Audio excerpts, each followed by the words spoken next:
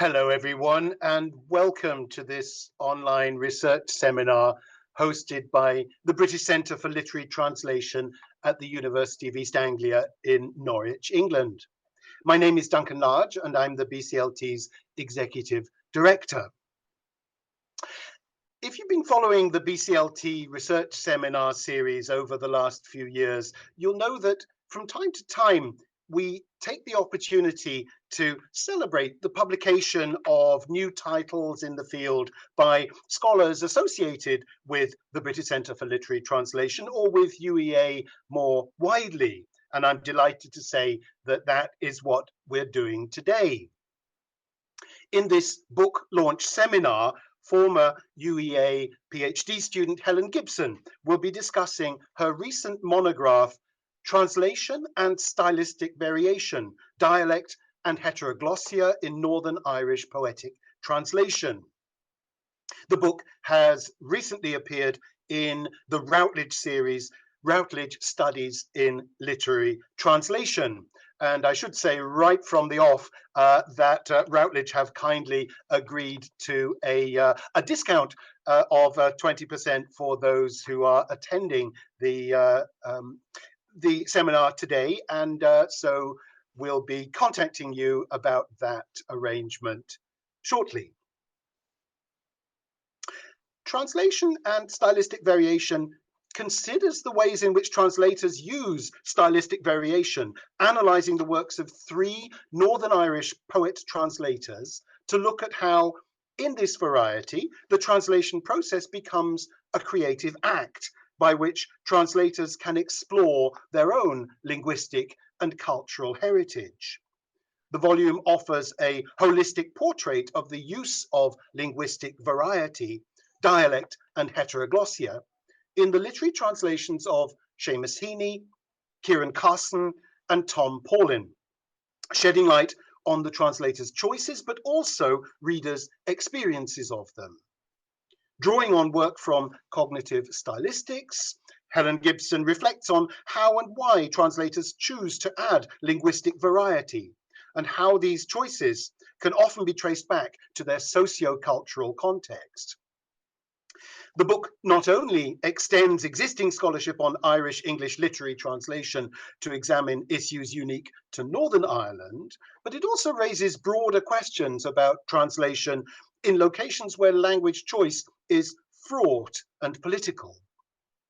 The volume makes the case for giving increased consideration to the role of the individual translator, both for insights into personal choices and a more nuanced understanding of contemporary literary translation practices in Ireland and beyond.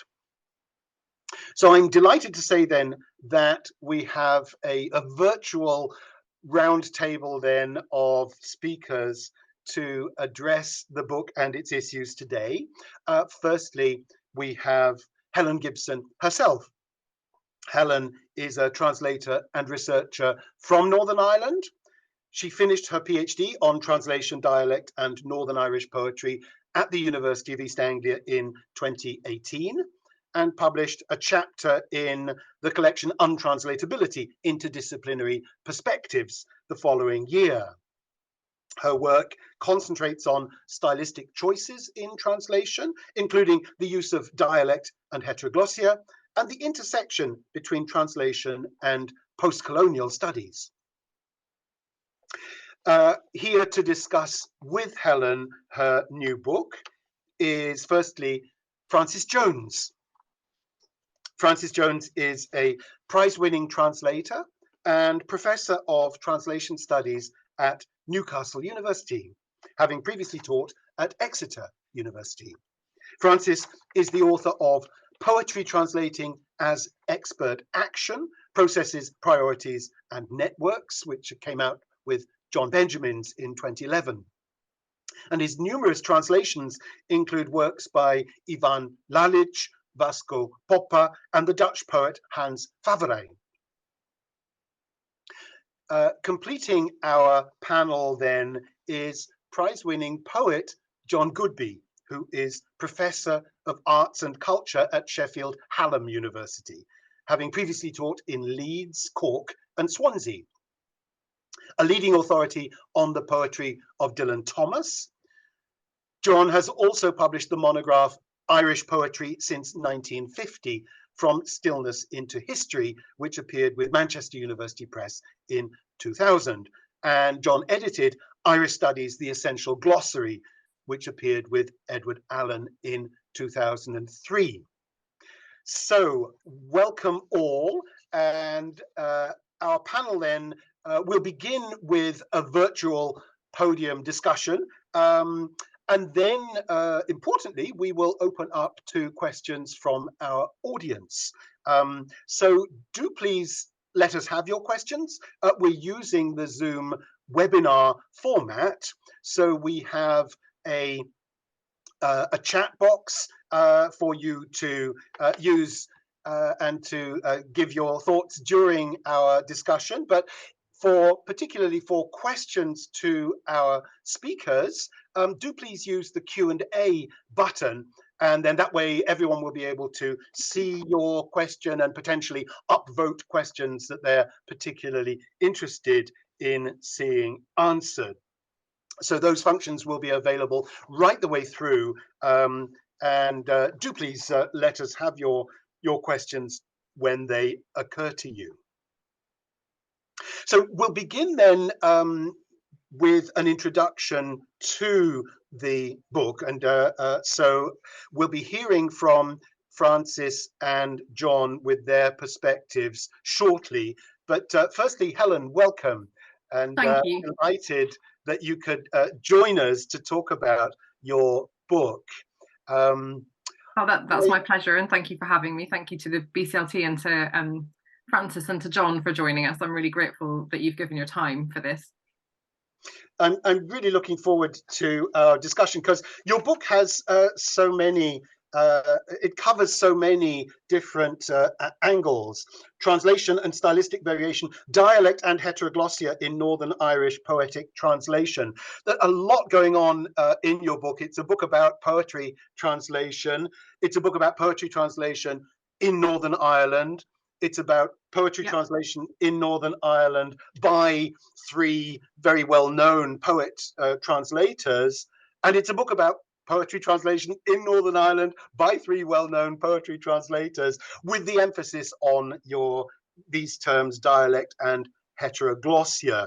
So I think I'm looking forward to discussing the specifics of your volume, but also the ways in which your work opens up, I think, really interesting questions for translation studies and ways of approaching this poetry more generally. I wonder if I could just start off by asking you, though, how the book came about. I know it was, of course, it was based on your PhD work, but perhaps you could just kind of talk us through how the idea came about and how you've seen it through to the book that we now have. Yes, sure. Thank you for that introduction. And I feel like you had to do the hard work in talking through all the big words in the title and the very long title that Routledge let me keep. Yeah, so I was trying to think earlier about the origins of the project. So you're right, it started as my PhD project and then became a book. But it feels like quite a long time ago that I first encountered the text, and it was really very genuinely, it sounds like quite a spotty thing to say, but it was very genuinely the encounter with the texts themselves that led to the project. So I think I was given a copy of Heaney's translation of Beowulf. I think if you're a literature student from Northern Ireland, it was pretty much illegal not to have a copy of Heaney's Beowulf at that point. So someone, I think my parents actually probably pressed that into my hands, and then two friends independently gave me a copy of Carson's translation of Dante's Inferno and Tom Paulin's collection of translations, which is the other text that I'm looking at. And that all happened kind of quite close together. The texts were published around a very similar time. So Heaney's Beowulf came out in 1999. Ciaran Carson's translation of The Inferno came out in 2002. And Tom Paulin's translation, which is perhaps a less well-known text, it's called The Road to Inver. I don't know whether people can see that, and it was published in 2004. So they all appeared roughly around the same time, and when I first read the text, I think I was surprised perhaps at my own reaction to them, that it was quite a visceral reaction to the specific words being used in the translations, and I was quite surprised by that. I didn't particularly have any affinity, I guess, with the Beowulf poem, or perhaps with Dante, and I was quite surprised to find myself reacting that strongly to the poems, to the translated poems, and I guess that set my mind running. So very genuinely, the project was prompted by the words themselves, by the specific, primarily the sort of dialect terms to start with that crop up in all of these translations, but the words that then go beyond that and push at the boundaries of kind of language a little bit in these translations. And I guess that led to two sort of fairly big questions. The first is, what does it mean to put those kinds of very specific, local, very particular, maybe even parochial words into a very public act of reading that is a translation, and particularly into these kinds of translations. I mean, two of them are published by Faber, and the third by Granta. And they were, published, certainly Heaney's and Carson's translation, to some sort of splash when they first appeared. So what does it mean to put those very specific words into a translation? Why might you be doing that? And then pushing beyond that, what does it mean to play with linguistic plurality in a translation? Why might you also be looking to do that? And I guess sitting behind both of those questions was, what might your motivations be in doing that if you were somebody from Northern Ireland, where language comes with its own baggage, if you like, its sort of political preoccupations, the historical implications that go with the use of it, the very particular and complicated and contentious histories that can be traced through the language varieties. And Northern Ireland at a particular point in time, so these translations were published around the turn of the century. We had the Good Friday Agreement in 1998, so we've had the 25th anniversary of it this year.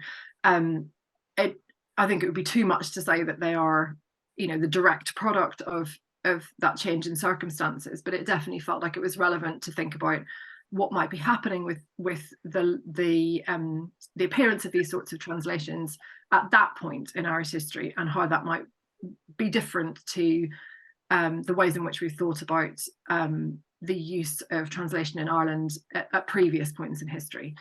So that was what I wanted to think about in terms of the focus on the texts themselves. I did, when I started the PhD, have these three texts and then a broader cohort of texts that I was also ambitiously going to look at, and then I obviously abandoned that within about the first couple of months. As is so often the way with PhDs, yes. Exactly. There was just far too much to fit in, and actually I wanted to be able to focus on these three texts because they were the three that I was probably the most interested in. I think then the crux of what I wanted to focus on was how the individual translator is the locus of a lot of those kind of interesting and maybe quite crunchy questions.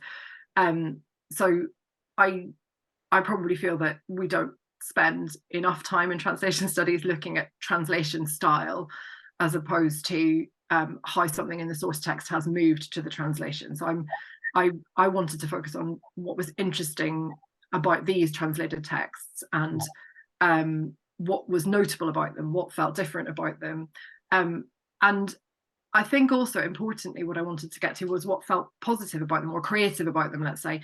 I wanted there to be space in the book for a discussion of interesting use of metaphor or deft use of language, or particularly interesting intertextual commentary, because I think I sometimes feel like in translation studies we miss an opportunity to talk about how interesting or original or inventive texts are by focusing just on whether they seem to have moved a source text to a target language successfully.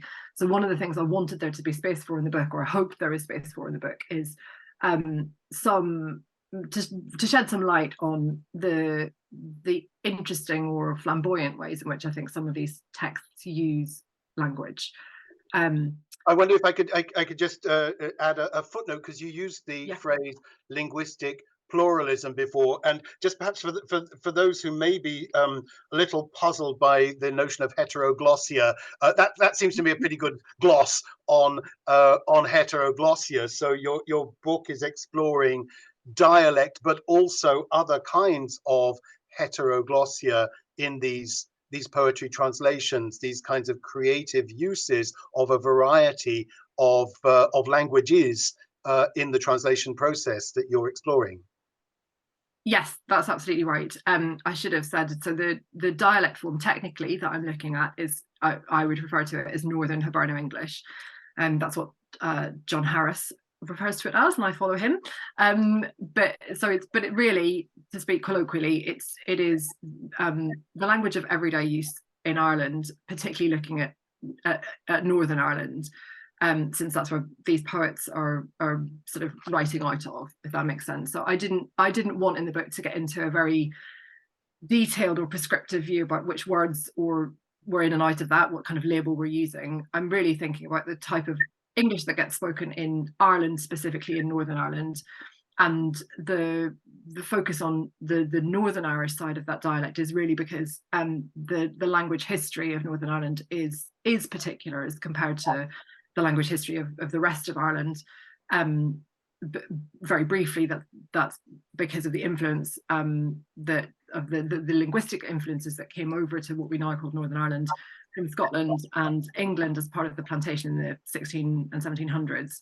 And that means that there is an important multitude of linguistic influences going on there.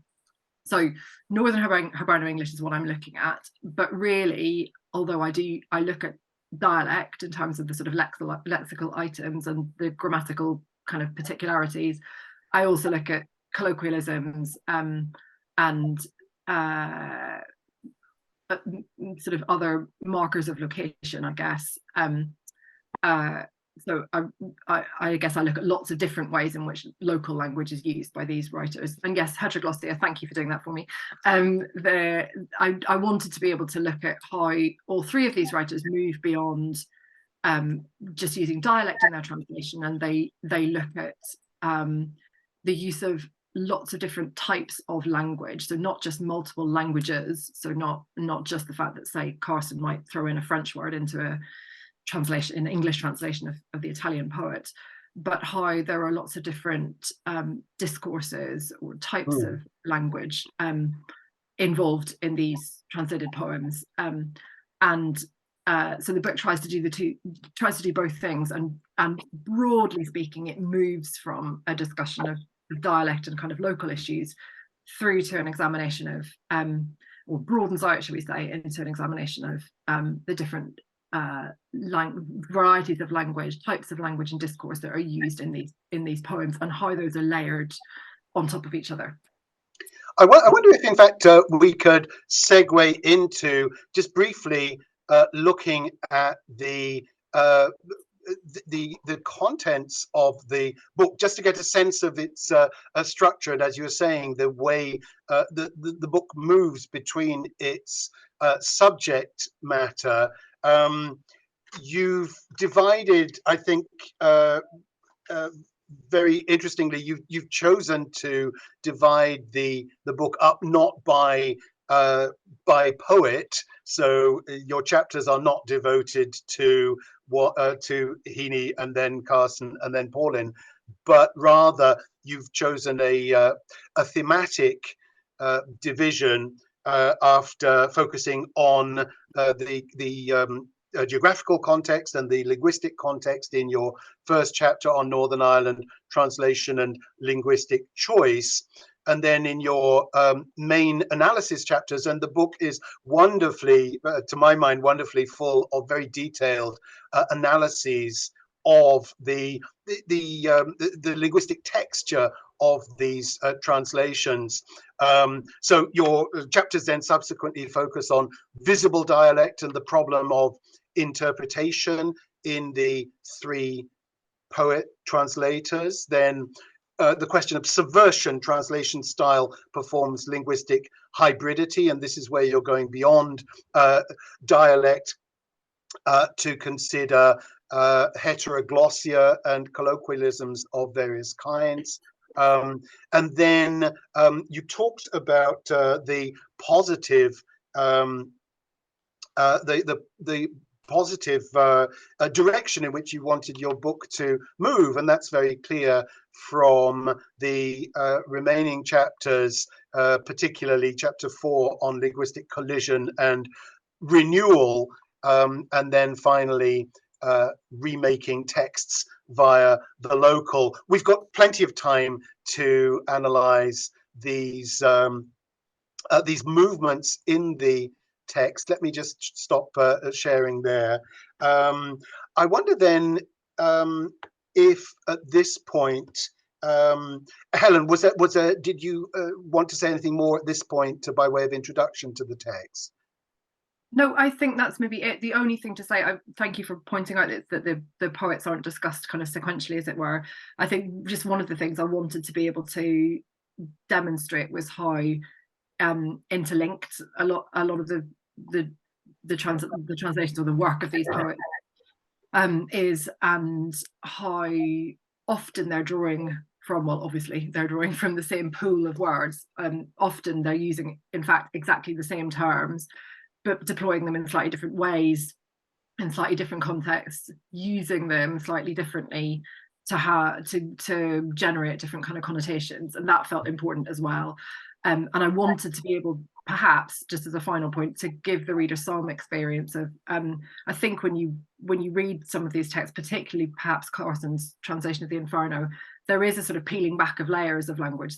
And I wanted to be able to go backwards and forwards with passages of text and look at them again under a slightly different frame, if that makes sense. So that's why the book isn't just sort of neatly segmented as such. But yeah, thank you for introducing it. Well, thank you, Helen. So I think at this point, let me open up to introduce Francis Jones. I invited in advance of our event. I invited Francis and John to just formulate some initial responses to your book. And Francis, welcome, and do please let us know your thoughts. Well, hi everybody. But thanks very much, Duncan and Helen, for inviting me to help introduce this book. That's absolutely excellent, expertly researched, and thought-provoking. I'd just be giving a few thoughts, both as a poetry translator myself and poetry translation researcher, and just picking up on just a few of the many points in the book. I think, as Helen just said, what struck me is especially interesting, maybe 2 points about the book. Firstly, that it's discussing translated texts in their own right, and I'm actually quoting from Helen here: discussion of the complex nature of translated texts in their own right. So, I mean, sure, we all know that translators are basing their translation on a source text, but here, especially with poets, we're looking at the contribution, what the translators stroke poets themselves are bringing to the text. And of course, the other very interesting fact, the aspect, is the Northern Irish context. I myself, I'm not a particular expert on the poetry translation or poetry scene in Northern Ireland. I think John Goodby here is a much more of an expert here than me. Okay, I've worked with Chris Agee of Irish Pages, which is a super journal based in Belfast. And yeah, before I read this Helen's book, I was blown over by two of them. Two of the writers she looks at, Ciaran Carson's The Midnight Court, translated from Irish. That's absolute brilliant. I obviously need to buy his Inferno now. You do, it's obligatory. Yeah.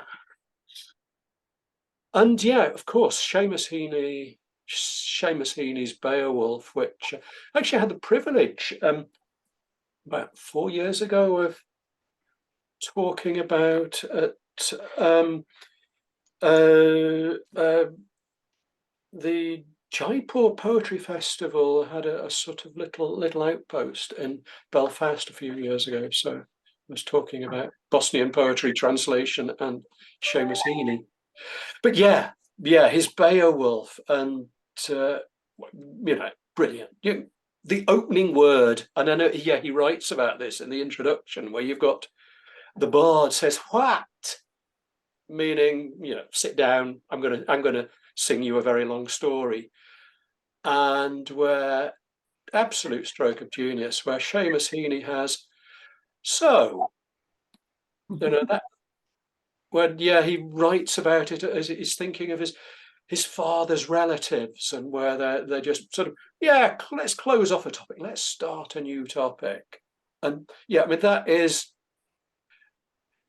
every single translator except two I can think of just falls on that stumbling block, and one of them's Heaney. The other one you mentioned, actually, Helen, is Maria Headley, where she has bro, which again, it's wonderful. Yeah. I know Paulin less well as a translator, though this book does show I should be looking at him more. I think more broadly that I do have a big interest in the whole nexus of poetry, translation, and place, politics, and identity through my work as a translator and as a researcher with poetry from former Yugoslavia and the successor states, and especially from the 70s, 80s, the dreadful wars of the 90s and the aftermath. So the book here, it raises a lot of themes of in-betweenness and complex linguistic identity. So Carson is Irish and English speaking, and/or Heaney as Irish and/or Northern Irish identity, and that has big echoes, obviously, in the Balkans. So say one poet I translated, Skender Kulenovic. He was born into a Bosnian Muslim, Bosniak family, but he spent his working life in the Serbian capital of Belgrade. So consequently, Bosniak cultural nationalists would say, Skender Kulenovic, a great Bosniak poet.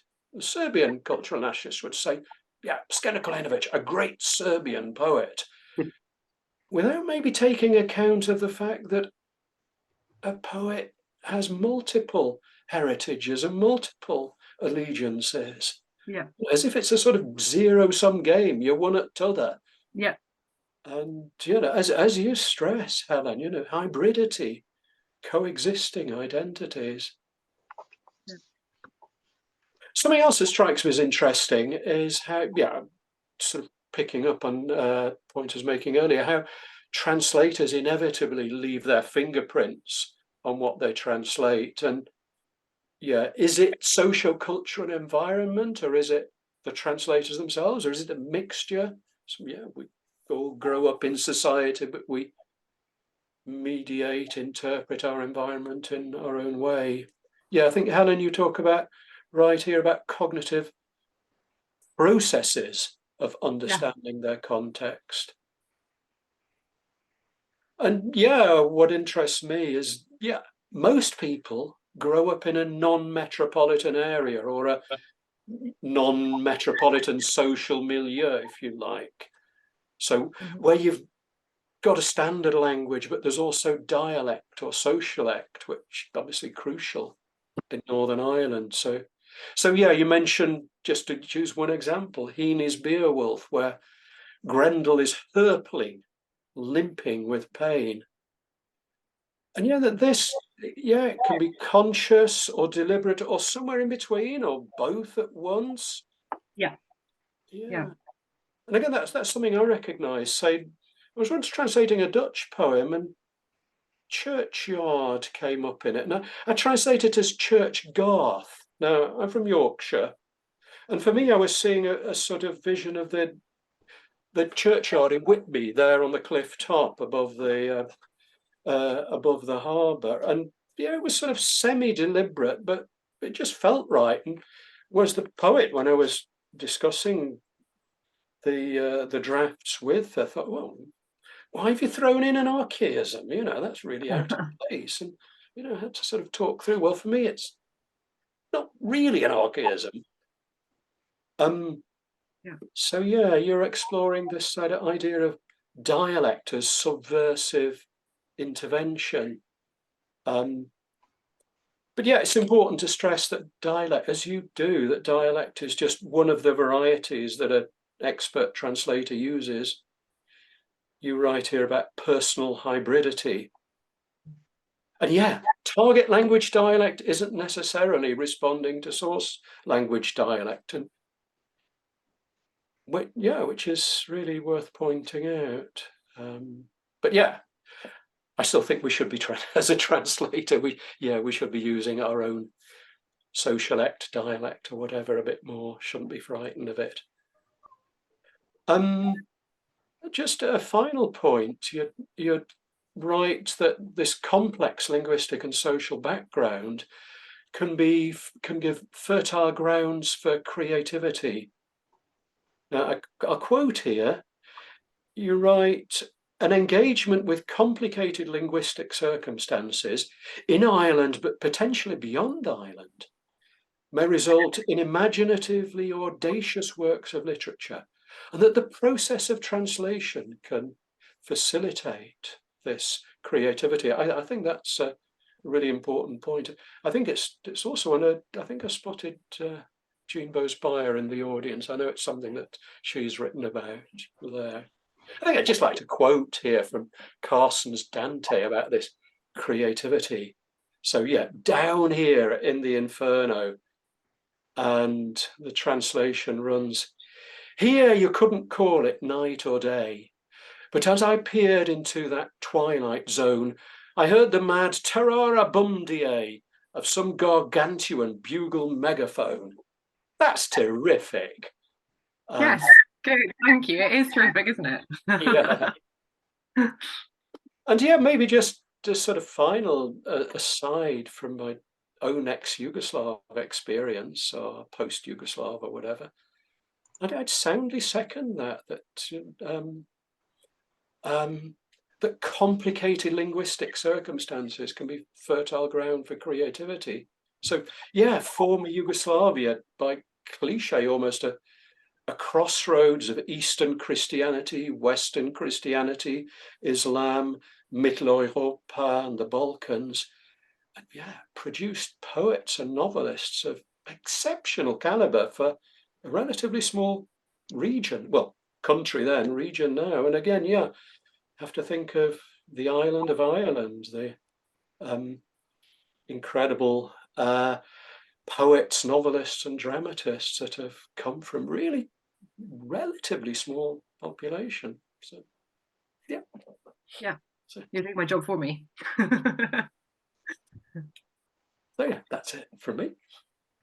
Thank you so much, Francis. Helen, I don't know if you would like to come back in on any of Francis's points there. There were just a couple of points. Thanks so much, Francis. It's lovely to have someone read the book who's enthusiastic about it and picks up on all the bits that you think are important about the book. So you said all the right things. There were just a couple of things that where that really chimed with what I wanted to get across, I guess. The thing about multiple heritages is really important to me, partly because I guess so. I grew up in Northern Ireland in the 80s and 90s, and the Good Friday Agreement happened just as I was coming sort of towards the end of being at secondary level education there, and then just sort of just before I was leaving, and the notion that you might have multiple affiliations, that you might be multiply influenced as a person, which, as you say, Francis, is just how people are, and we seem to have a weird desire to pretend that isn't the case. But that's something that, although, as I say, that's how people are, and I think people in Northern Ireland have very complicated, perhaps quite a complicated senses, I should say, of self. So individuals, I think, do often have quite a particular sense of how they feel, shall I say, in relation to Ireland or Britain, and both. But something that the Good Friday Agreement did was to be explicit about the fact that you could be multiply aligned. So that you could be British or Irish or both, that you could have one or other or both passports. And that sounds like quite a small thing, or quite a kind of bureaucratic thing, not a very important thing, when in theory the whole idea was that it would bring about a sort of democratic solution. But actually it's quite a big conceptual thing, I think, to tell a group of people that the multiple pushes and pulls that they feel have some kind of tangible reality, that you can hold both passports, that it is a real thing to feel a pull from both places, or from both cultures, should we say. And I'm definitely from a family that doesn't particularly think of itself as being exclusively from one community or the other, and that doesn't really get talked about a lot in terms of Ireland, but is absolutely the case with really the majority of the people I know. If you've sat down and chatted to them, they have quite a complicated sense of what it is to be from Northern Ireland. So absolutely, the thing about multiple heritage feels really important to me, and I suspect that's probably why I got drawn into the project in the first place, really. And the thing about not metropolitan, I think we talked about perhaps that at an earlier point to do with the project, but it does really annoy me when critics talk about language as being, not metropolitan, or not to do with the metropole or whatever, because I sort of think, like, most of us speak a language variety that isn't the central standardized variety, whatever that might be. If you think about the different people from London, well, exactly. I currently live in Brighton, which I think before I lived here I might have thought of as not really having kind of language specific to it, but obviously it does, because it's a place like everywhere else, and everywhere has language that is particular to it, and that's a very obvious thing to say. But I think it is something that comes up again and again in the way we talk about translations which use language that is local. We talk about them as if local is, as if everything is still written in a kind of very standard language, and a lot of the critiques of these translations made it clear that is still really how literature is thought of, that there is that literature is for writing in one way, and these texts do a different thing. And so it's interesting to me that can still be true, really, that it was obviously novel for these translators to put some of this language into translation, because we still don't expect to see this kind of language in a translation of Dante or in a translation of Beowulf. And that was in fact my reaction when I picked up the text and heard reflected back to me some of the language that I grew up with. It was a visceral reaction of, I don't normally hear that language in a text. And that is quite an unusual reaction, I suppose.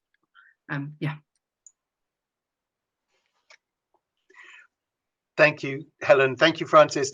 John, welcome. Thank you for your patience. It's welcome.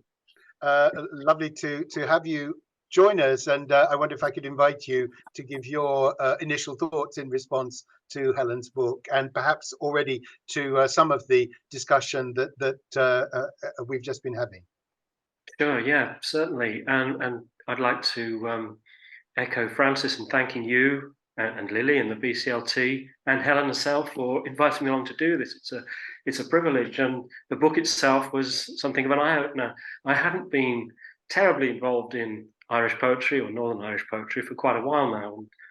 The book, which Helen so generously refers to, particularly in the first chapter in her book, was published in 2000, I think. So it's quite a while back, but I keep a kind of holding interest in Irish poetry. and in translation as well. As you mentioned, Duncan, I put translation in inverted commas in my case. I have translated various poetic texts in the past. So I'm kind of doubly involved in this, although some of my information, some of my knowledge will be slightly out of date. But I was struck by the book. It kind of revivified my interest in Northern Irish poetry to some extent, and it might lead to, you know, me being weaned off Dylan Thomas, who is my specialism at the moment. I thought it was great on context, and what I really liked was, often with books like this, theory comes first, and everything is made to fit the theory. Now, theory is in there, you know, there's the use of back-team, but it's light touch. And what I liked about Helen's approach was that it was very fine-grained and paid respect to the texts as literary texts, as poems. I think at one point she describes her approach as using a zoom lens, which I thought was perfect for what she was doing. And obviously there are dangers in that as well, but I think she avoided almost all of them by being able to step back into this notion of heteroglossia, and also by the way that she interwove treatment of the poets. I thought that was very good, because it meant that she was always, as it were, varying the texture of her own text as she looked at the varied textures of these other literary texts as well. So good on context, and then moving into the language and being prepared to discuss that language use at a molecular level almost. I thought that was particularly good. I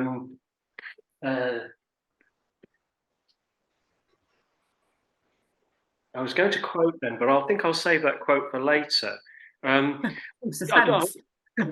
Yeah, I won't inflict your own words on you just yet, or mine. What I'd like to do, perhaps, is just briefly go through your approaches to the three poets, if that's okay. And I like, first of all, the fact that you chose their translations of non-Irish poetry, because both Heaney and Carson have, as you say, translated various Irish poems, the Toyn in Carson's case, and I think Sweeney Spray by Heaney. Yeah. And I thought what was going on here it was very much what James Joyce, or Stephen Dedalus, I should say, in Portrait of the Artist, says when he's charged really with not being Irish enough. And he says that the shortest way to Tara is via Holyhead. In other words, to get a perspective on Ireland, you have to get out of it. And that was how he came to write his, you know, great texts about Irish life, Ulysses and the others. And I thought that was what, you know, your approach opened up. So let's just to begin with Heaney.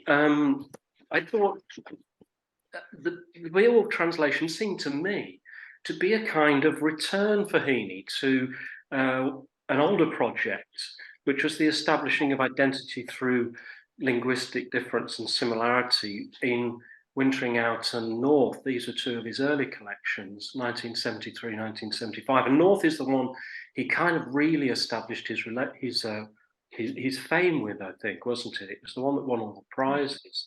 And in a way, what he's doing in those two books is delving etymologically and philologically, isn't he, in order to justify writing in English. He's kind of bypassing the Northern Irish state's control of language and the minority by coming out with his own idiolect. And I think there's a line, isn't there, in one of the poems in North, I think it's right at the end, Ulster was British but with no rights on the English lyric.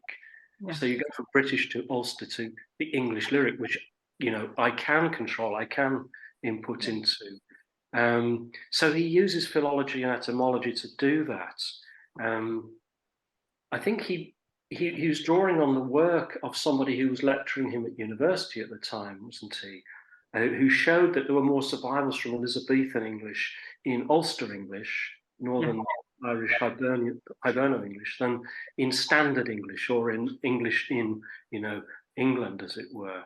And that was his way into this whole subject. And I thought, you know, that his translation of Beowulf brought that out. So the compound words, which you spent quite a lot of time on, like Whale Road, the Kennings, Banhus and so on, these occur in those earlier poems. And it's as though he's found Beowulf and he's using it as a way of elaborating that, approach to language which he feels safe in and which he can swim about in, as it were. I also like the fact that you brought in the constraints as to what Heaney could do with his language, because I didn't know, for example, that he'd been commissioned to write this, to make this translation by Norton. Is that right? Yeah. And that they had said, look, you're writing for a global audience, don't overdo it, with the Northern Irish philology. And that Heaney is sort of testing the limits of that, his ability to get away with stuff because he is who he is, a Nobel Prize winner and so on, big in America as well as in Britain, in his use of dialect and compounds and so on in his translation of Beowulf. I like the way that, you showed he had to work within those constraints, and that he tried it on sometimes. There's a good sprinkling of Kesh and Loaning and Born, and this word really, which is Thol, and which you kind of start your book off with and then conclude it with, I noticed, which is very interesting because it comes up in other Heaney poems as well, doesn't it? And it does. Yeah. I found the one, I thought there was an earlier one from Wintering Out, which used Thol, but I couldn't find it. But I did find this one, The Sounds of Rain, which is from the Seeing Things collection, 1991, an elegy in memoriam of Richard Ellman, who, of course, was a biographer of Joyce. And the line goes things like, he'll be missed and you'll have to thol. And he'll be missed is really banal, isn't it? But he follows it with you'll have to thol, which is so much more powerful and which brings in the dialect word. And it's as though he's kind of setting up a contrast between a kind of bland standard English, he'll be missed, and that Northern Irish version of it. So I thought all of that worked really well. And I really started to enjoy Heaney again reading that. He's not my favourite Irish poet, I should say, but this really got me into it. There's a great quote by him. This is from 1977, I think, which could apply back to Wintering Out in the North and forward to Beowulf, where he describes what he's trying to do as create erotic mouth music by and out of the Anglo-Saxon tongue. And again, Heaney. That's Heaney, yeah. I think that's in an essay. And I love that, because there is that kind of sexual charge in the way that he deals with landscape, isn't it? And with language. It's always very physical. And the way that he uses Anglo-Saxon there, it's almost an anticipation of what he's going to do with Beowulf, isn't it? Where do I go from here after North? Well, there it is, 15 years, 20 years in the future, there's Beowulf. Yeah. So I thought that was all fantastic.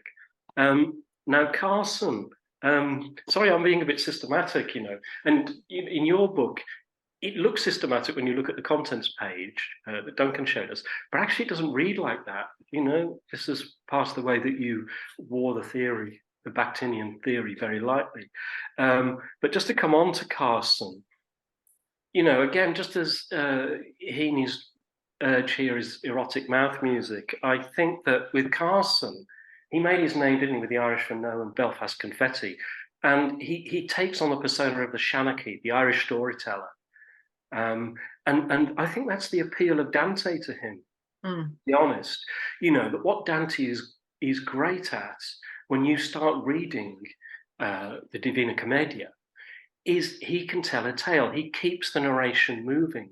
It never flags, even when he's discussing, abstruse theological points, or there is obvious padding to keep the rhyme in the place where it should be. He keeps it moving, and I think this is one of the things that Carson, maybe in an unacknowledged way, was drawn to in translating Inferno. And you're good at the way I think that Carson jumps between registers and idiolects. You find that in his poetry as well, don't you? Yeah. It's not just streetwise wisecracking. It's actually much more varied than that. And in his translation, he will use archaic terms as well, you know, things that you would never expect a contemporary poet to do, like ne'er for never, for example, or o'er for over. And I think there's a great quote that you know, this is you actually, it's not you quoting anybody, but you saw about, here's the quote: "We are obliged to hold multiple dissonant images in our heads simultaneously, as well as dealing with heterogeneous language use." And I think that's just dead on, as Paulin would say. It's to do with the heterogeneity, isn't it, of Carson's approach. He's quite in your face linguistically, Carson.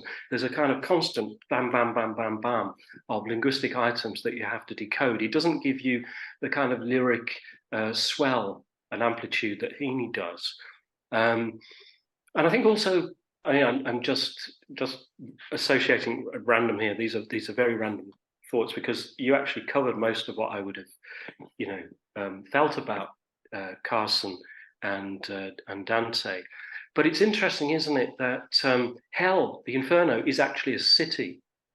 You know, you go through a gate, it is a città in Italian, it is a town, it is a city. And, you know, to draw the contrast with Heaney, Heaney is ultimately a rural poet, I think, but Carson is ultimately an urban poet. Mm-hmm. And this is another thing that he sort of revels in, isn't it?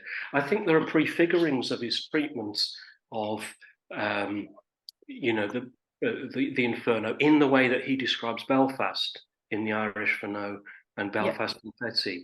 And there's a great line that occurred to me when I was reading your book in this poem Smithfield Market, if I could just read it out, where he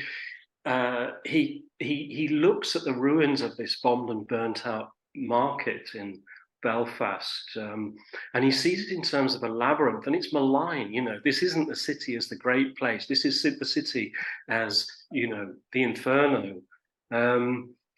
But as the charred beams hissed and flickered, I glimpsed a map of Belfast in the ruins, obliterated streets, the faint impression of a key, something many-toothed, elaborate, stirred briefly in the labyrinth.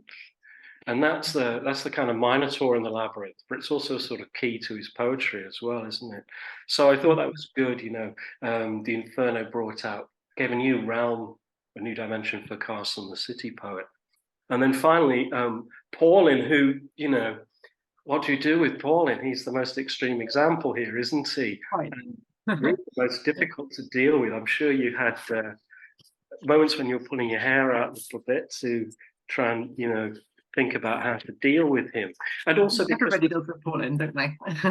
Yeah, well, I got a great Edna Longley quote here. Maybe it's not a great quote, but they had a good old ding dong, didn't they? Maybe I'll read it later. I've probably taken up as much time as I ought to anyway. But it's basically a disagreement between the two of them, you know, between her and Paulin. I don't know if he reciprocated over his use of language, which she felt was patronizing. She felt that his extreme use of idiolect was, and I will quote here just very briefly, he misappropriated, talking down to people whose own talk, brackets, dunchard, he misappropriates in order to despise them. Strong stuff, but it gets stronger as well. But I really like Paulin. I like his nerve. Don't always think that the lyrics come off, but he takes more risks maybe than the other two, so they're kind of justified. And I like the way that you again paid attention to linguistic textures, but you were prepared to pick up the kind of wordplay that he has. So there's a line in the translation, I think it's a poem Voronezh by Martova, where the line as he translated is "crows are crowding the poplars," and you point out quite rightly, I think, that the word crow comes back in the word crowding, not with any kind of semantic import, but simply because that is there and he can play with it, and that is enough justification. I thought that was a very important point. Another thing which maybe I'm not sure you did pick up on this, but there's a big movement, isn't there, in the 80s and the 90s in Northern Irish poetry, a shift towards Central and East European poetry. So that all of the poets are banging on about Mandelstam, for example, or about the East European poets, and they see writing under the pressures of Stalinism as similar to the kinds of censorship. It's the wrong word, because it's Northern Ireland, with all its problems, it's not like Poland in the 1970s or Romania in the 1980s, but they see a similarity of situation, and so they gravitate in their writing and their translations, all of them, towards East Europe, Central Europe, Russia. I guess it could be summed up in that Heaney line, whatever you say nothing. Yeah. You have to do it obliquely, don't you? So Paulin is, in some ways, not a very oblique poet at all, but he has that East European kind of urge. And I noticed that maybe a majority of the poets that he translates from in The Road to Inver are either Central European or East European. There are other cultures there, but I would say that is the kind of center of gravity of that book. And particularly, just one figure, I'll finish on this, Heinrich Heine, he translates from twice, doesn't he? I think it's twice. Yeah.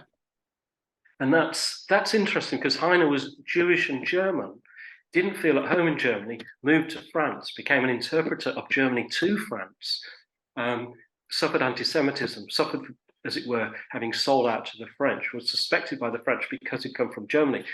And, this is Paulin, isn't it? This embodiment of not being in any place and basically feeling free to take the piss out of anyone, pardon my French, and enjoying it, reveling in it.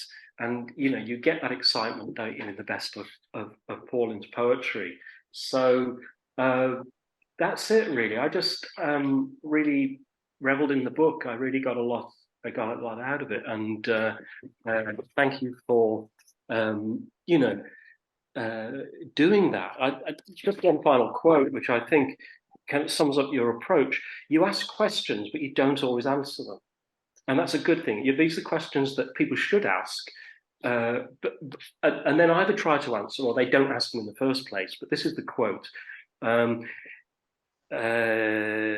Is it homely or jarring to find a reference to sectarians in the Inferno, or to encounter Port Nou, or a reference to the Black and Tans in a translation of Montale?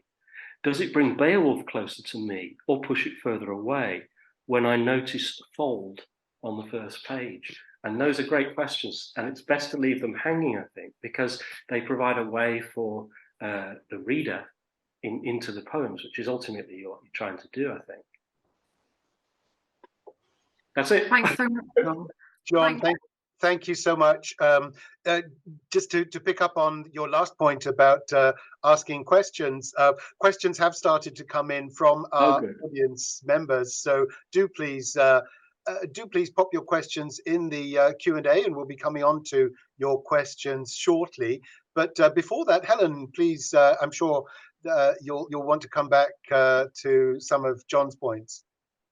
Yes, absolutely, John. Thank you so much. Again, same as with Francis, I really valued having someone read it really closely, and you picked up on so many of the parts of it that are close to my own heart. And Souls actually is one of those that definitely, I think I say in the book towards the end, it is the word that I can only hear that word in my dad's voice. For me, it just is. It absolutely is him. I don't think I know anybody else in Northern Ireland who uses that word anymore. It's quite I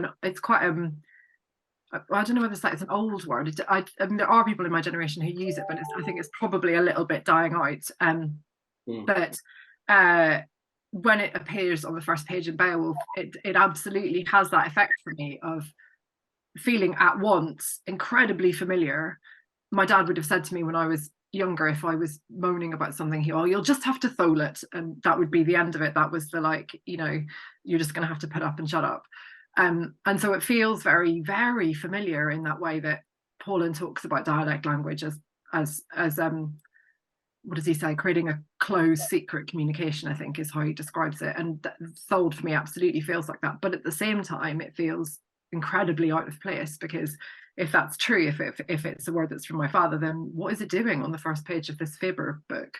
The tension feels kind of real. And I absolutely agree with you about the sort of Heaney returning perhaps to a sort of slightly earlier kind of project of etymology. When you look at some of the words that he is very particular about putting into Beowulf, they are words that specifically come from those earlier collections. So I think you mentioned Bone and Kesh. Both of those are, I think both are in Wintering Out, and then again certainly Bone is in North as well. So where he picks over Bone, it's in Baldarg, which is in North, but Traditions, which is in Wintering Out, is where he comes to it first. And also Kesh, which again I say in the book, is it's a very particular Northern Irish word. It means a sort of bridge over a bog. He uses it in Beowulf to point to the sort of, I think he calls them treacherous Keshes, the lands where Grendel and his mother live. But he has used it in a poem in Wintering Out to reposition a figure from Norse mythology, Norse legend, to a Northern Irish context. So it's already been used in a kind of as a figure of repositioning, or relocating something.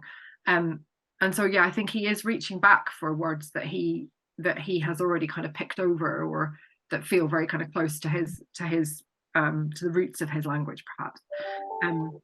On Carson, that thing about Dante telling a really good tale, for me, that's what Carson's all about. I think when you read his original poetry, that's what he's doing the whole time. He's interested in. He's just interested in, I think, being a raconteur. You know, when you read something like The Star Factory, that's what he's doing. He's telling stories sort of again and again. I mean, most of the time he's just retelling stories that his dad told him. You know, so and very kind of openly, and it's not in the way that Paulin might be doing, quite a sort of self-conscious reusing and recycling into textual material in that kind of thought about, quite performy way. With Carson, it feels a bit more organic, a bit more like, well, that was a damn good yarn, and I'm just going to tell it again, but now I'm going to tell it slightly differently. And I really like that quality about him. I like that in his poetry he pulls in material kind of from everywhere. So there's a bit of myth, a bit of legend, a bit of Irish Irish mythology, a bit of anecdote, a bit of a story that he heard from a woman on a bus. It's all sort of in there, and there's not really a hierarchy between different types of storytelling. And I think he just, perhaps, like you say, he identifies a bit of a kindred soul in Dante, because there's a digression and a digression and a digression in Dante, and there is in Carson. Exactly. I think digression is the key term, isn't it? I mean, Carson will go off at a tangent. Paulin stays focused. Yes. And that's why, you know, his poems are generally quite short, although I know there are things, you know, since the turn of the century that, you know, where he's more expansive. But I think his natural mode, like Heaney, is lyrical. Whereas Carson, it's, well, let's see where this takes us. And it's all about experimenting with different kinds of narratives, as you say. Yeah, I think that's absolutely right. And the stuff about Belfast and the city, I think that's absolutely key for him. He actually does describe Belfast at one point. I'm not going to now be able to remember which poem it's in, but he describes it as an inferno. And he also describes it as an iron foundry, and that appears also in The Star Factory. And these images of Belfast that go kind of round and round, they recur through the works, and then you see them go into the translator's introduction to the Inferno, and then they appear in the translation itself. So he's sort of, I think, always thinking about these images that have to do with his lived experience of being in Belfast, very physically in the city. And his poetry, as you said, has so much to do with the structure of the city and the buildings and the maps of it and the broken bits and the missing bits and all the rest of it. And it feels like he has almost overlaid a map of Belfast on Florence. And yeah. And I love the way that you just use round and round as a way of describing Carson's storytelling method, because that is exactly what happens in the Inferno. It's circles, isn't it? Yeah. Circles within circles, which is exactly the way that Carson, as you rightly say, tells the tales and then retells them, and then tales that he's got from his father or from somewhere else. So they're always recyclings, in every sense. Yeah, absolutely, and I think he just views that as a natural and positive part of literature and storytelling and literature, and it's not anything to hide as such. So yeah, I absolutely thought that was spot on about the city, and yeah, Paulin with his risk taking, he's probably the one I find least satisfying to read the products of it, I think. So some of the translations for me in The Road to Inver are really great and are absolutely sort of worth the risk, and some of them don't perhaps hit the mark for me. But then there's 63 poems in that book, so I think if you're prepared to be more risky with translation, you're going to get some duds. And I think where he is really successful, or where the poems are really good, they can be pushed in quite a lot of ways, and they move in quite a lot of directions, and that I think is really interesting. So I really like his translation of Montale's the Coast Guard station. I think that's a really successful. There's a lot of connotations that come out of that poem, and I think he's dealt really well with Montale's sort of ambiguous images in the original, and so that for me is one where this sort of multiplicity of images and ideas really works. But yeah, I agree. I mean, the risks don't always come off. But thank you so much. I really enjoyed both of your responses, and just really value you taking the time to read the book. Not at all. And thank you, Helen, for your responses. I wonder if we could perhaps at this stage open up to take some of the questions that have been coming in from our audience, because I've just been reviewing them. There's some very interesting questions, and I think we should dive in. Perhaps given that Jean Bosebaya was mentioned earlier. Hello, Jean. Jean has asked a question, which is this. To come back to something you said at the start, Helen, these are questions primarily for Helen, but do please all come in if you wish. To come back to something you said at the start, Helen, about what it means to put such personal and local words into the public domain, is translation a more effective way of doing this than original poetry? Hi, Jean. Thanks so much for the obviously great question. I think in a way it is, and that that feels almost like a funny thing to say, because it feels like with Heaney in particular, I mean, he won a Nobel Prize for his poetry, so couldn't he just put it in his own poetry, and we'd all get those words that way. One of the things I wanted to get at in the book was the fact that the very fact that translation always stands in relation to something else means that there is a natural spotlight on the choices, on the linguistic choices themselves, on the selectivity of language, where there isn't in the same way in original poetry. And I know that sounds like quite a bizarre thing to say perhaps, but I think the fact that when you take a translation, you compare it in two directions, so not only back to the source if you're able, but also in terms of how it relates to other translations of the same work, and so you get two views on what the language of the translation is doing, and what might be remarkable about it. So when Heaney puts the word kesh into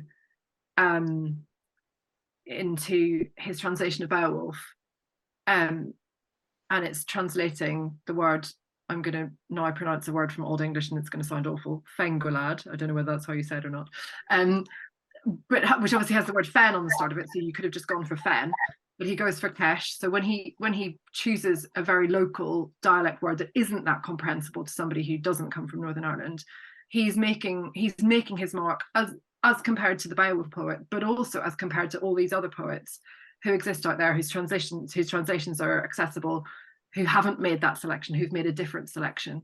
And so I think the very kind of comparability of translation, but in its inherent nature, means that we see some of those choices as particularly as choices, I suppose. We see what Emily Apter calls the sort of decisionism of translation. We see the translator there hovering and thinking in their heads, do I want to go for fen, which is perhaps the more usual translation, or am I going to go with kesh, which is a bit odder and people are going to have to work harder, and that makes it, that, you know, marks it out as being specifically from Northern Ireland, and then therefore that tells you something when they jump in a particular direction. I think the fact that we can see that in quite a lot of the choices made in these translations makes them really interesting. So yeah, I would say that you can see it almost more in translations, but I suspect other people might disagree. Francis, did you want to come in? Yeah, no, I agree with you absolutely, Helen. I think that there's also a sort of expectation that translations, especially of major classic works, are put into a sort of unremarkable modern idiom, Yeah. and it sort of perhaps surprises us a little bit more if they aren't. You know, is it one of the translation universals that some people have said that, you know, translations sort of normalize style, and, you know, so yeah, maybe we see it more when translation doesn't normalize but goes the other way, and yeah, makes it a bit more special. Yeah, absolutely. That feels absolutely right to me. Thank you both. A question came in a little while ago from Searan Genovese, and there's one of our other questions also touches on something similar. Let me perhaps read out both. Searan says, "Hi Helen, thanks for this much needed and very interesting contribution to the field." Searan's question actually has three parts. I'm going to read the first. She says, "Is the linguistic variation stroke dialect used intelligible to a reader who is not familiar with it?" And then to follow up, a question from Kathleen Shields, which is along similar lines, I think. Thinking of John's question about distance and closeness, I once had to teach Heaney to French students and had to provide a glossary for the dialect terms, as the students were only familiar with standard English. So Kathleen asks, my question is, does the translator have to provide a glossary or a translation for these readers, or do they just have to thole?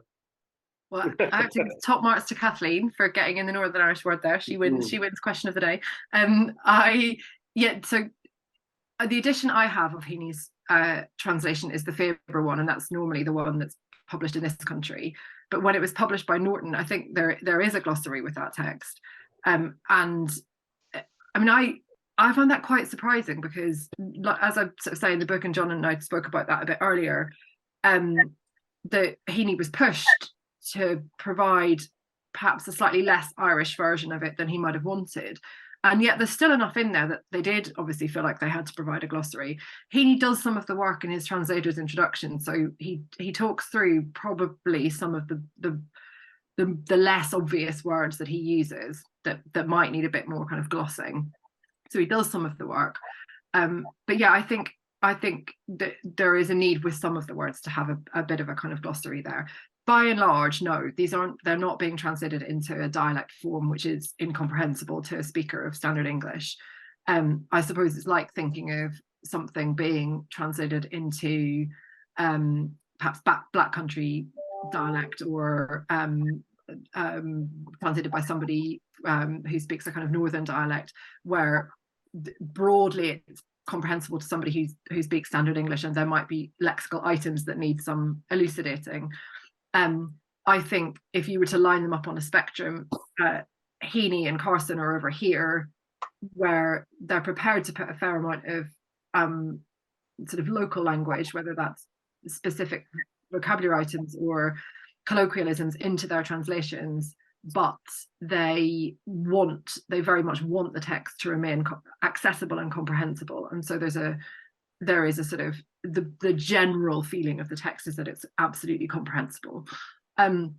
With Paulin, I would say that he is I wouldn't say any of it is incomprehensible, but I think he is more comfortable with the idea that the reader might have to go away and get a dictionary, or use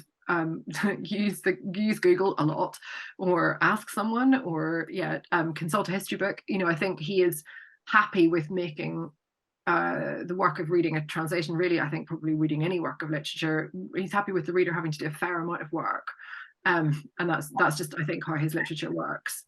But no, I think Heaney and Carson are committed, I think, in themselves, not just in Heaney's case because of the Norton editors. I think they're committed to sort of creating texts which are comprehensible. And if you read some of the earlier sections of Heaney's introduction, he talks about how alienating it is for the reader to approach Beowulf just in general, because it's remote to us and it feels alien, and the monsters feel weird, and we don't understand anything about the historical context. So I think although he wants to put very much this language in, he's very conscious that he can't really make it too alienating, because otherwise it just makes it too hard for people to approach. And the whole point of the translation really is that it's for a regular person to be able to pick up and read, not just for someone sat in an ivory tower with 65 dictionaries and all day to be able to get on with the text.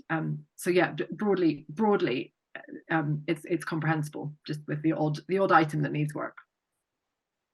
Could I just say a couple of things about that? Please do. Yeah, two takes on that. One is that there's a tendency, whichever area you're from, whichever local area you're from, to think that words which are actually used elsewhere are specific to your area because you actually like them. So, for example, I found this very often when I was in Cork, and people would tell me that this word or that word was so Cork, and I'd say, but I've used it in Birmingham, actually. And actually, there were one or two in the Lexis that Helen was talking about here. Gob, for example, is specifically Northern Irish, and even head the ball. I've got a feeling that when really good phrases are coined somewhere, they spread very quickly, and so everywhere feels as though they own that phrase. So that's one thing. The other thing is that while you were answering that question, I thought, I can't believe that people can't do anything with Google these days. Our glossary is really needed. So I went and Googled foal, and what it came up with was a gunwale in a boat. So Google will help you, but sometimes, like SatNav, it's going to send you completely over the cliff edge.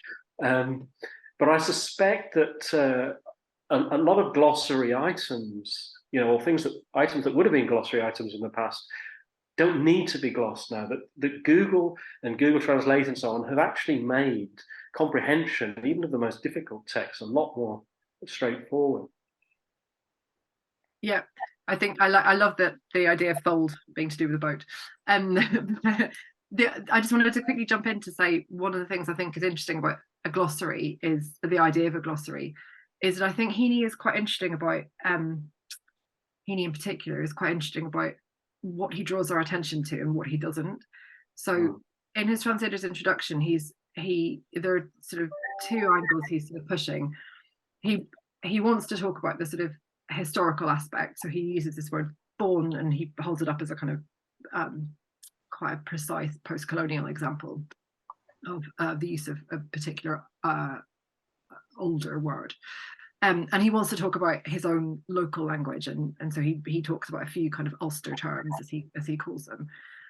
What he doesn't draw attention to, what I tried to do in this back part of the book, is to highlight where I think he builds up a lot of language that's to do with the discourse of the Troubles. So he uses, I think, a lot of language that was and is commonly used in Northern Ireland to talk about the political situation there, and in particular the conflict, particularly in the kind of 70s, 80s, 90s.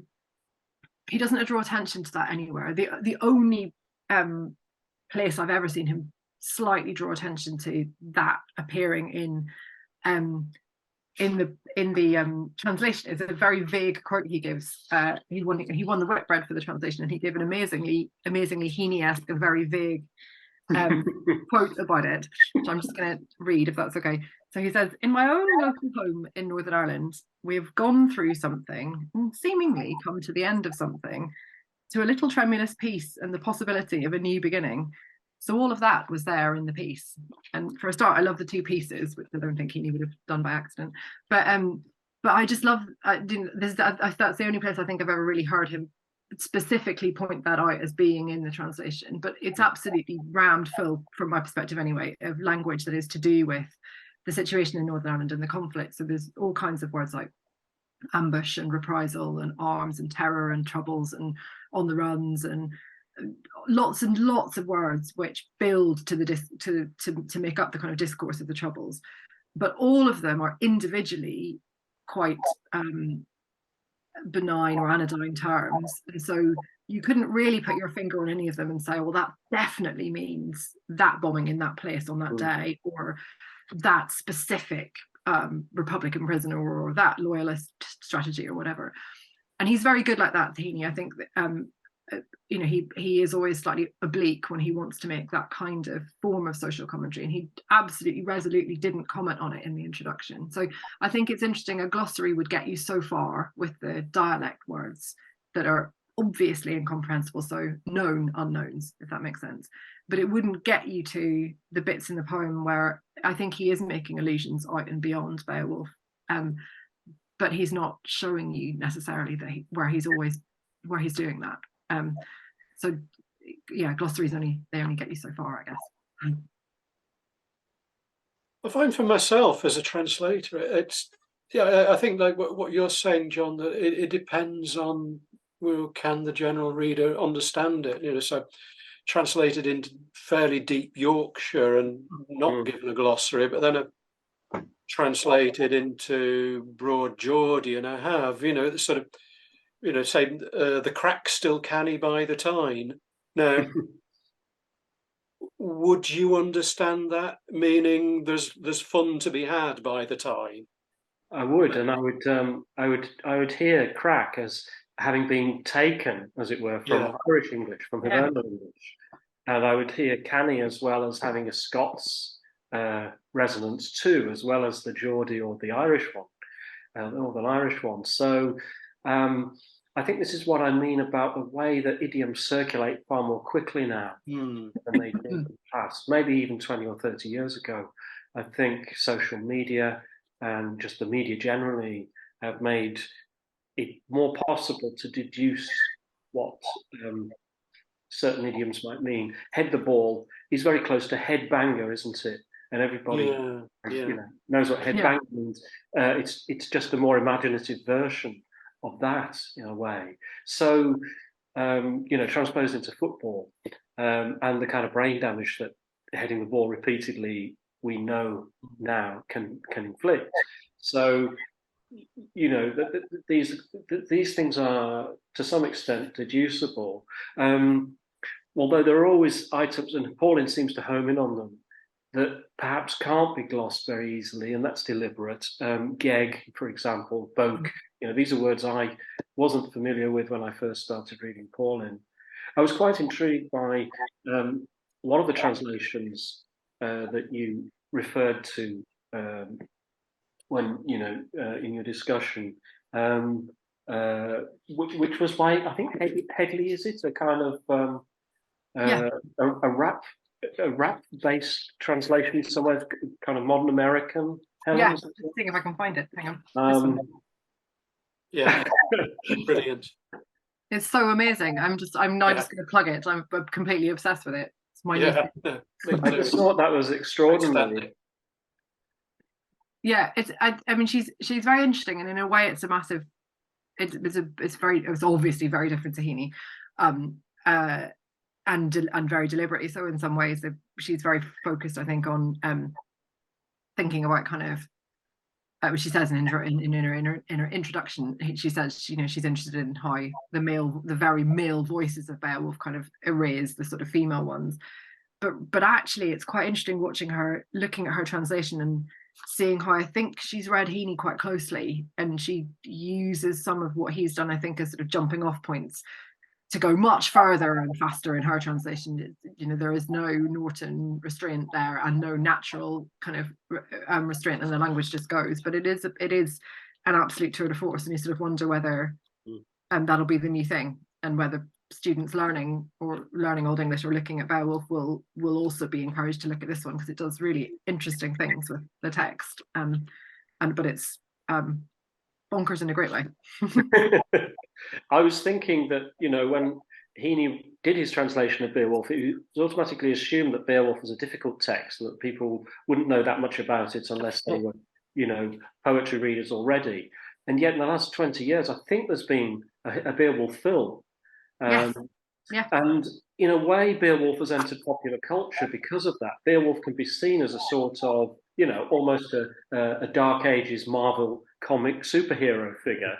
And I think the same might go for things even like the Inferno, where I believe there are games, you know, based on Inferno. So in gaming culture and film culture, some of these supposedly difficult recherche texts are kind of getting mainstream attention or makeovers. And the translation you were talking about is one of them, certainly. Yeah. I mean, it's just the onward march of time, I guess, isn't it? It's you know, the idea of Beowulf as a feature film I can't quite bring myself to watch it, but maybe I'll get there. It makes me feel old as well, but I realise they have to mutate in order to survive, I suppose. And That's true. So over to you, youth. Yeah.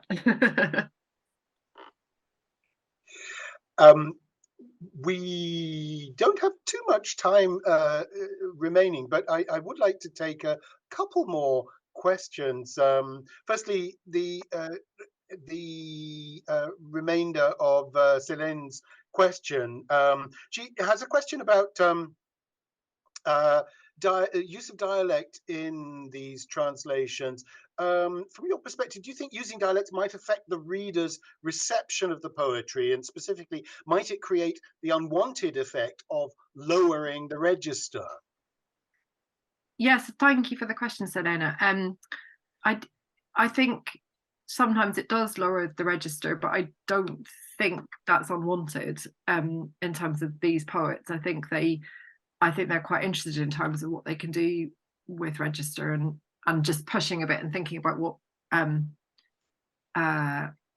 that means about where we have Dante, where we place Dante and how we think about him, perhaps as compared to, you know, where he might have been when he, at the time that he was writing, and the language varieties he was using. I think it's worth saying, I mean, all of these poets have a very particular view of the texts and authors they're translating. And Carson's view of Dante, I think, is that he is a champion of the demotic, that he writes in vernacular, and therefore so can Carson. And he I think has taken that as his springboard, and he's much less interested with sort of finding the points in Dante's text where he has specifically used Tuscan dialect or whatever, and he's just kind of taken the idea of him writing in vernacular language and kind of run with it. Do I think it affect the reader's view of the poetry? Yes, I think it probably does, but I guess any translation should come with that health warning, in that it's always going to affect what the reader thinks of the poetry. If you pick up Carson's translation of Dante as compared to, say, Robin Kirkpatrick's version of Dante, you'll get a very different Dante. And maybe we should stick that on the front of the text, like we do cigarettes or whatever, so you know what you're getting. But I mean, Robin Kirkpatrick would have Dante as fairly kind of austere, almost, in one way. Like he wants to have him packaged a particular way, and Carson just has a completely different view of him. And I think that probably takes us back to translation as a process of reading. You know, you are reading and interpreting a text, and that is going to be different. No matter how many translators you line up, they will all have a different view of that text. So yes, I think the use of dialect, it does create a different effect in the translated text. I don't think it cannot. I think in these cases, it does often lower the register.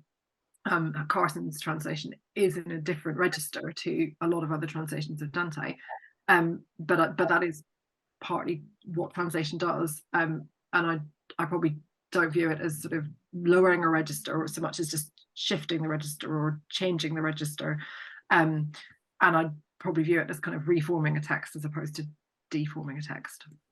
That would be my view on it, I suppose. Thank you, Helen. We've had a comment. Perhaps we can just squeeze this in from Anton Magaran, who says, "Crack is an English word borrowed into Irish. I imagine the idea that the English is borrowed from Irish illustrates the centre's distance from its own hinterland."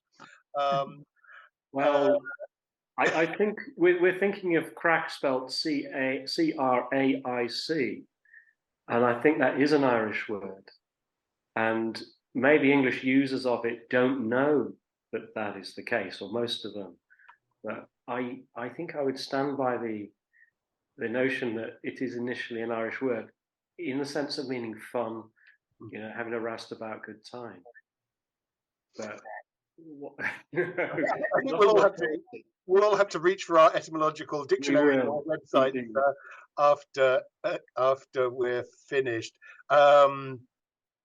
Okay, perhaps then a final question from Ellen Corbett, who says, "Thank you so much, Helen. I'm very excited to read your work in full. Are there any dialectal words that stand out to you as particularly vibrant or pure here? Were any of these more difficult to translate or describe to an audience perhaps more acquainted with standard English?" Thank you for the question, Ellen. I think I suspect with dialect it is like John says, you sort of have your favourites. We've already talked about one of mine, which is Thole, purely because it feels like such a family word to me, and it feels so. Heaney's voice and my dad's voice are not completely dissimilar. So if I listen to Heaney reading the poem, it feels a lot like my dad reading the poem, and that feels very strange. And actually, John said the other one that really feels very purely kind of Northern Irish to me, which is gag, which means if you say it was a gag, you mean it was really fun. It isn't really used anymore, at least I haven't heard it used for a long time, but I absolutely can remember my aunt saying that to me as a sort of small child, like describing to me, oh, we had a gag, didn't we? When we went to the park or whatever. And that's another one that just feels so Belfast and so completely that point in the 80s, I guess. And Paulin, where Paulin lived in Belfast, is not a million miles away from where I grew up, and so I suspect that his language overlaps with mine quite, not completely, but quite neatly. Quite a lot of the words that Paulin reaches for I really recognise, and that's also how dialect works, isn't it? That it can be incredibly localised. So what you might use in Belfast is very different to what you might hear in Derry or whatever. But yeah, gag is definitely one that feels very sort of hyper familiar to me, and Paulin uses it quite often. Yeah, thank you for the question. Well, now we have run out of time, and we're going to need to wrap up. If I could just ask our audience to do a couple of things, actually. One is do buy the book. I hope we've persuaded you through our discussion today of just how rich the book is. I think that's been reflected in this discussion today. We have our next research seminar, BCLT research seminar, in a couple of weeks, and we'll be hearing a presentation then by Henri Bleuman from Leuven University, and he's going to be talking about translating sensitive texts. But for the moment, can I thank you, Helen, first for giving us such a wonderful book and for talking about it so enthusiastically and so illuminatingly today. And can I thank Francis and John for joining us and for giving us such a rich discussion. And thank you all. Thank you to our audience, and the chat is brimming over with expressions of thanks from our audience to all of you. So thank you to our audience. Thank you to all our participants today for a wonderful discussion. Thank you so much, and thank you to in particular to John and Francis for your time and your kind words. I really appreciate it. And again, thanks Duncan and the BCLT.